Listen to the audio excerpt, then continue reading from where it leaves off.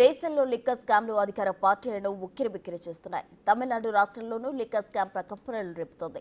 తమిళనాడులో సీఎం స్టాలిన్ ప్రభుత్వం liquor scam ద్వారా 1000 కోట్ల రూపాయలు అవినీతికి పాల్పడినట్టు ఈడీ గుర్తించిందన్న కథనాలు సంచలనం రేపుతున్నాయి. లిక్కర్ స్కామ్పై డీఎంకే సమాధానం చెప్పాలని తమిళనాడు బీజేపీ అధ్యక్షుడు అన్నమలై డిమాండ్ చేశారు. స్టాలిన్ ప్రభుత్వం అవినీతికి కేర్ ఆఫ్ అడ్రస్ గా మారిందని విమర్శించారు.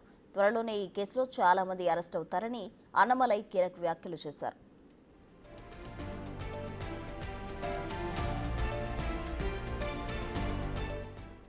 ఈ ఆరోపణలు పూర్తిగా నిరాధారమని డీఎంకే కొట్టేసింది.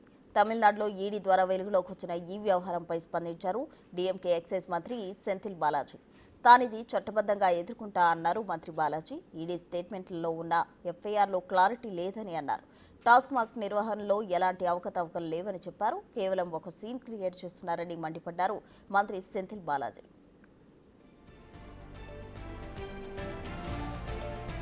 అయితే ఈడీ వాదన మరోలా ఉంది. తమిళనాడు అంతటా డిస్టిలరీల్లో ఒక పద్ధతి ప్రకారం ఖర్చులను పెంచి నకిలీ కొనుగోళ్లు సృష్టించారని ఆరోపిస్తుంది ఎన్ఫోర్స్మెంట్ డైరెక్టరేట్.